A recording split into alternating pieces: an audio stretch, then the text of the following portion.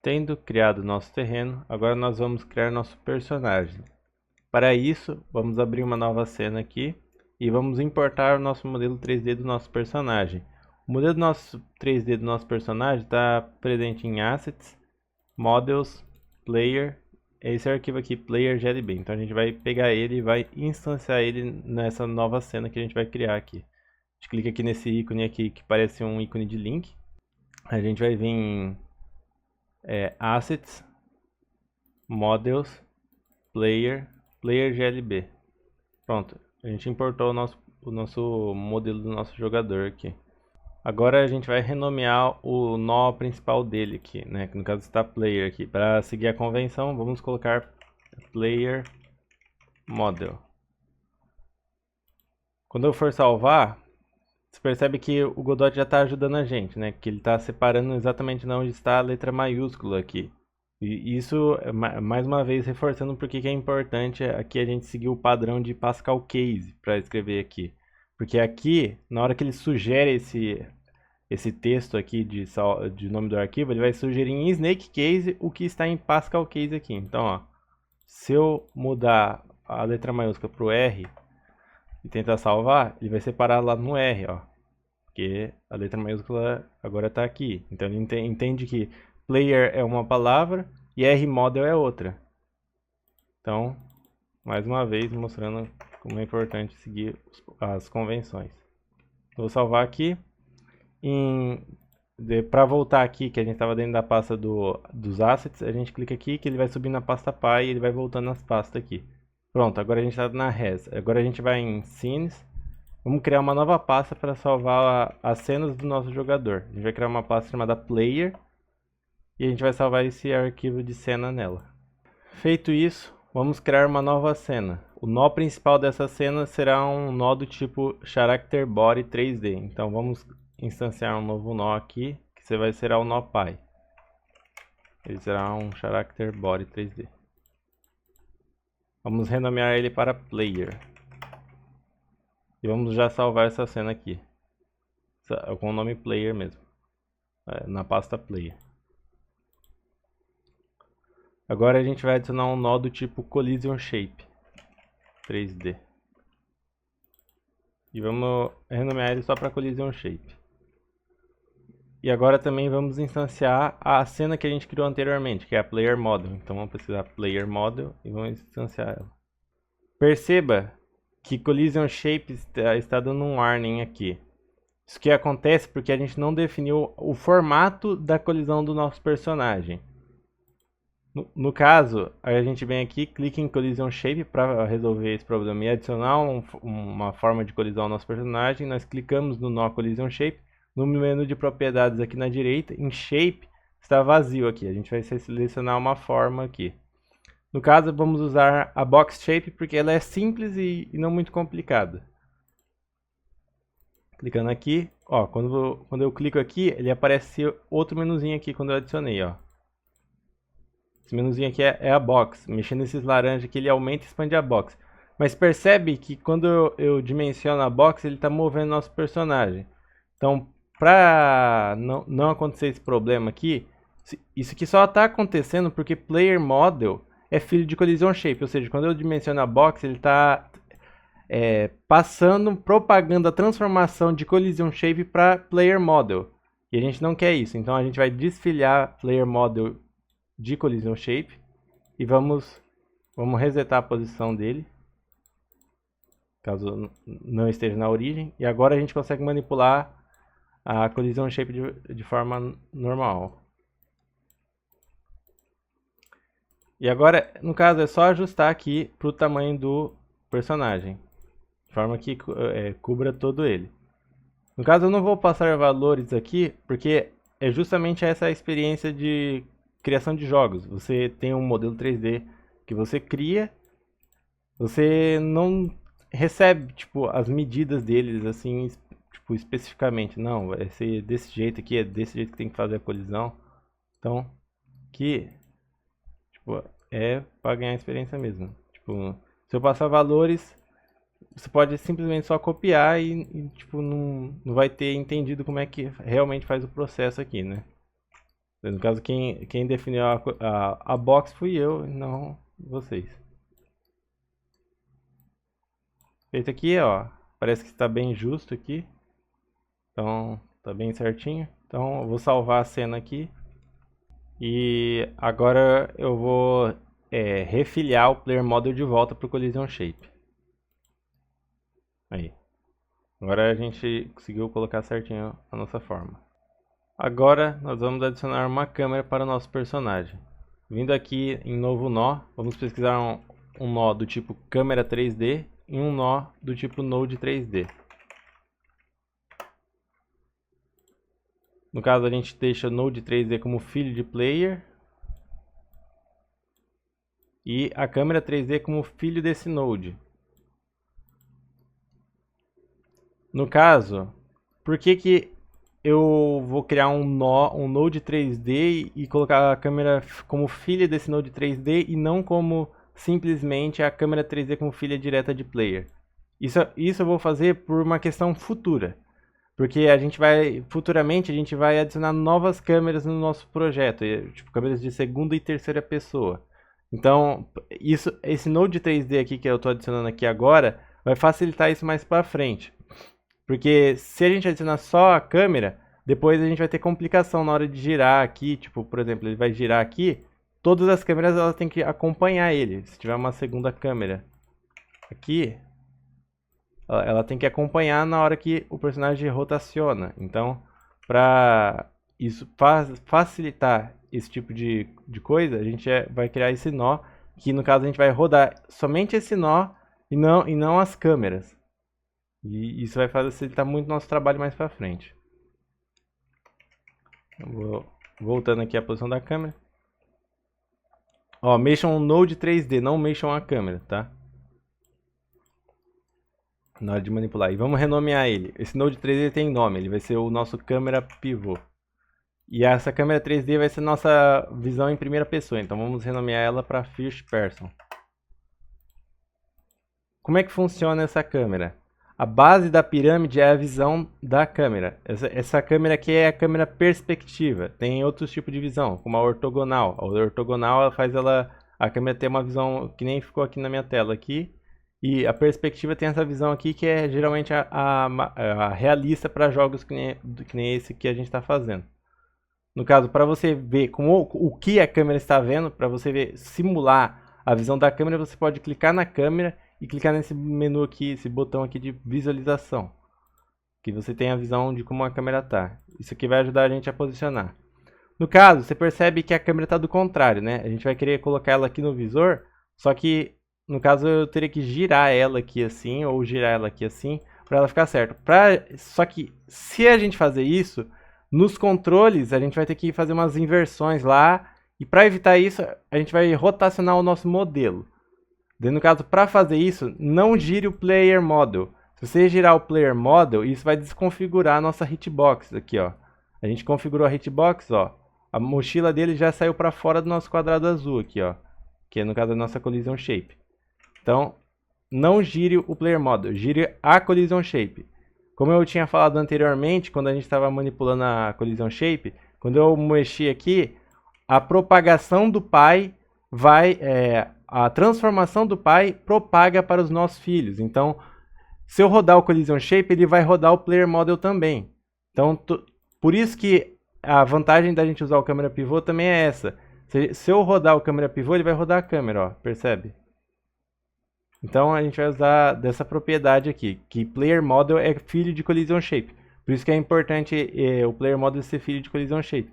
Porque agora que eu vou rodar, percebe que ele roda junto. Mas no caso eu não vou rodar usando esse menu aqui, porque a gente não consegue rodar tão precisamente. A gente precisa de uma rotação de 180 graus para ele virar pro outro eixo aqui. Então eu vou vir aqui, ó, Collision Shape, Node 3D, Transform.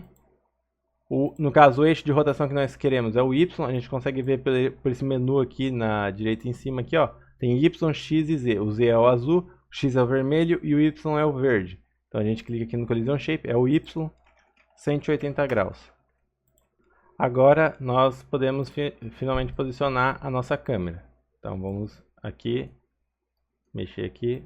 usar o eixo, vou posicionar aqui no visor, bem certinho. A gente pode testar a visão da câmera pela visualização. Quando ele está muito para dentro aqui.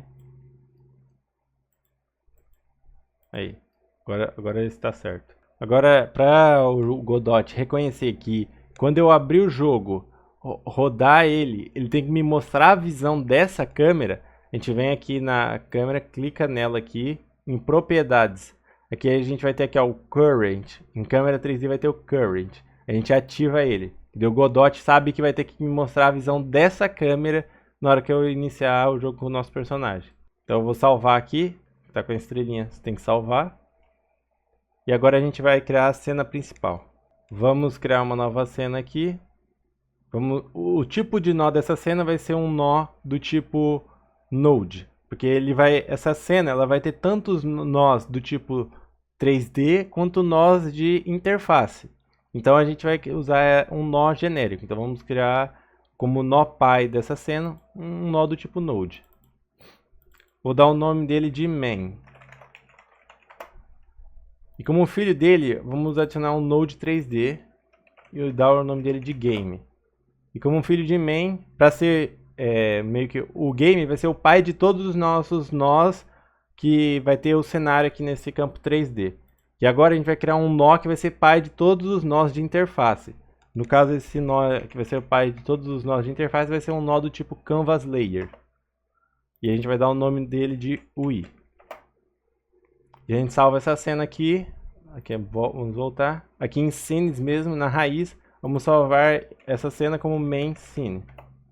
Daí agora a gente pode instanciar tudo que a gente criou até agora. Vamos em Game, clique em Instanciar. Vamos instanciar nosso Player. Ó, Player TSN, não Player GLB, tá? E vamos instanciar nosso Terrain. Vamos colocar Terrain como filho de game e Player como filho de game também. Percebe que o nosso jogador aqui, ele está dentro do chão. Então a gente vamos tirar ele do chão aqui, colocar ele aqui um pouco para cima. E vamos salvar a cena. Se a gente for rodar aqui, percebe que está cinza e tudo preto, assim, né? Isso aqui acontece por causa que aqui no editor ele já vem com ambientação e iluminação habilitado. E aqui você consegue perceber isso, ó. Tem esse ícone do solzinho e esse aqui do ambiente. E no caso da visão que a gente estava tendo ali quando a gente rodou, é a visão quando a gente desabilita esses dois, ó. Percebe que ficou igualmente. Então, para a gente adicionar isso rapidamente, para a gente fazer alguns testes aqui, vamos aqui clicar nesse ícone dos 3 pontinhos, adicionar sol à cena e adicionar ambiente à cena. Dessa forma, ele vai adicionar uma iluminação e um ambiente igual do jeito que está aqui no editor. Daí a gente vai conseguir ter exatamente a mesma visão que a gente está tendo aqui. Então, eu vou iniciar a cena novamente. Ó, e vou lá. Tá com a mesma visão que a gente está. E a gente está tendo a visão da câmera do nosso jogador. Porém, percebe que a gente não consegue controlar nosso jogador, né? Isso acontece porque a gente não criou o script necessário para ele. Para isso, a gente vai voltar na nossa cena do nosso jogador. E vamos aqui descer na cena aqui, ó. Podemos tanto clicar nesse ícone aqui. Esse ícone aqui, ele abre a cena filha aqui, que é a cena instanciada que está instanciada nessa nossa cena aqui. Ou a gente pode vir aqui em Player. Estando em Player, vamos associar um script em Player. Que no caso aqui a gente pode associar scripts em vários nós, mas vamos associar no nosso nó pai Player. Clicando aqui nesse ícone aqui do pergaminho. Com essa aba aqui aberta, nós vamos usar esse modelo aqui já pronto que o Godot nos fornece de Character Body 3D e vamos adicionar o script na nossa pasta Scripts. Então vamos aqui selecionar a pasta, vir em Scripts, nova pasta, e vamos dar o nome dela de Player. Vamos salvar esse script nela. Criar. Agora eu vou explicar um pouco brevemente como é que funciona esse script pré-pronto para não ser algo simplesmente que você aceita aqui e funciona. No caso aqui, a gente tem duas constantes. Essa constante que define a velocidade que nosso personagem anda e essa velocidade de pulo. E tem esse physics process. O que é esse physics process aqui? O que ele faz? Assim, por que funciona? Esse physics process ele é uma função especial do Godot. Ele é chamado 60 vezes por segundo. Ele é chamado uma taxa fixa. Diferentemente do process, o process ele é chamado uma taxa variável. O process é essa função aqui. Que provavelmente você vê essa função aqui, sempre quando você cria um arquivo novo, ele já vem com essa aqui. O que é essa process aqui? Essas duas aqui são funções bem diferentes. Essa process ela é chamada toda vez que o nosso usuário ele está lá jogando e toda vez que gera um quadro, renderiza um quadro de FPS, essa process foi chamada pelo menos uma vez. Então, se o jogador está lá a 60 FPS, essa process foi chamada 60 vezes. Se ele está a 120 FPS, essa process foi chamada 120 vezes. Então, é isso. E esse delta aqui é o tempo passado desde o último frame. E o delta aqui da physics process é a mesma coisa. É o tempo passado desde a última vez que ela foi chamada, né? Desde o último frame. E no caso aqui é só 60 vezes. Você consegue ver quantas vezes a physics process é chamada vindo aqui no Godot, em projeto, project settings, vindo aqui em física comum, aqui ó, ticks de física por segundo, 60. Se você alterar isso aqui, ele muda o quantas vezes ele chama aquela função ali para fazer mudança de física. Entendido isso, a gente pode agora ir para o corpo da função. Primeiramente, ele verifica se o nosso jogador não está no chão. Se ele não estiver no chão, então tem que aplicar uma gravidade nele. Ele adiciona uma velocidade vertical aqui para o nosso jogador cair. Caso no contrário, ele não faz nada. Daí agora ele tem o handle jump, que no caso é a função que faz, quando eu apertar espaço, ele pula. No caso aqui você percebe que ele não está escrito aqui, ó, se apertar espaço, ele está esse WeAccept. Você fala, mas o que é esse WeAccept? Como é que você sabe que é a tecla do espaço? Para verificar esses comandos aqui, que eles são comandos default, né, mapas default. Ele já tem um mapeamento de tecla já pré-definido no Godot. Então para eu ver isso, eu venho aqui no Godot, em projeto, project settings, mapa de entrada. Aqui eu posso procurar aquele WeAccept. E no caso você pode ver aqui que é o Enter, o espaço e esse KP Enter. Ou seja, se eu apertar qualquer uma dessas teclas, ele manda um sinal do tipo WeAccept. Então qualquer uma dessas teclas ele vai aceitar como ter pressionado aqui. Se eu apertar Enter, também ele vai fazer o personagem pular. E se eu apertar espaço também, ou esse KP Enter aqui, que no caso é o Enter do Numpad, no caso, né? Que é o Keypad Enter. E aqui também ele verifica se o nosso personagem está no chão. Porque só faz sentido ele pular se ele estiver no chão. Não tem como ele pular no ar. Então, essa função faz isso e adiciona uma velocidade para cima vertical. Agora aqui ele vai ver se eu apertei qualquer uma dessas teclas aqui. No caso, o left, o right, o up e o down são as setinhas, por padrão. Então ele vai verificar se eu apertei qualquer uma dessas aqui e vai gerar um vetor e vai atribuir nesse aqui, um vector 2D. Você percebe aqui que é um vector 2D. No caso, por exemplo, se eu aperto para cima ou para baixo, ele vai gerar valores de 1 e menos 1. Que representa como para frente e para trás. E se eu não apertar nada é 0. Ele já interpreta isso e vai gerar tipo duas posições, porque só precisa tipo... Se eu quero andar para a esquerda ou para a direita, 1 e menos 1, 0 parado. E eu preciso de mais um slot para fazer isso aí, para frente e para trás. E agora esse direction aqui, ele faz um cálculo um pouco mais complicado aqui, mas que resumidamente, ele mantém a velocidade constante em todas as direções. Porque se você tirar esse normalize, vai acontecer o seguinte, quando você ir para a diagonal, ele vai somar a velocidade que você está indo para frente com a velocidade que você está indo para a direita. E vai gerar uma velocidade resultante na diagonal maior do que se a gente pegasse só a velocidade de 5 aqui. Ele não iria uma velocidade de 5 para a diagonal. Ele iria uma velocidade maior, porque ele vai estar somando as velocidades de frente e na direita, por exemplo. Mas em qualquer diagonal ele iria mais rápido se a gente não colocar esse normalized aqui. Daí no caso, se ele estiver andando, o direction vai ter um valor diferente de 0. Sendo diferente de 0, ele passa nesse if aqui. E no caso ele vai adicionar uma velocidade aqui, que multiplica pelo speed aqui, né? na direção que a gente está indo. Caso contrário, né, o direction vai ser 0, quer dizer que eu não estou apertando nada. Então, daí ele vai diminuir a velocidade lentamente, para não dar aquela sensação que a velocidade tipo parou do nada. Então ele faz esse move toward, ele faz meio que o número ir decrescendo suavemente. E por fim ele chama o Move and Slide. Esse Move and Slide é um método especial da classe Character Body 3D. E esse Move and Slide é ele que faz essa aplicação da velocidade e a deslocação do nosso personagem no nosso mundo ali. Voltando para o Godot, a gente pode agora, aqui na nossa main scene, a gente pode testar ela para ver se todo aquele script ali está funcionando. Como você pode ver aqui, ó, estou usando as setinhas e vou usar o espaço para pular. Ele está funcionando perfeitamente. Porém, você percebe que eu não consigo controlar a câmera, eu não consigo usar o mouse para controlar aqui. Ele não mexe a câmera, ele está com a câmera fixa, então vamos ajustar isso. Porém, antes disso, eu gostaria também de controlar nosso personagem com o WASD, porque eu só consigo controlar com as setinhas. Então, para eu fazer isso, eu venho aqui em Projeto, Project Settings, Mapa de Entrada. Daí eu vou procurar aquelas entradas que fazem a locomoção, que no caso é o E-Left. O E-Left é a esquerda, então eu vou bindar no A. Daí, no caso eu clico aqui nesse maisinho aqui, para adicionar mais uma tecla dentro dessas aqui que vai soltar o sinal UI left e vai ser aceito ali e vai fazer o nosso movimento normalmente.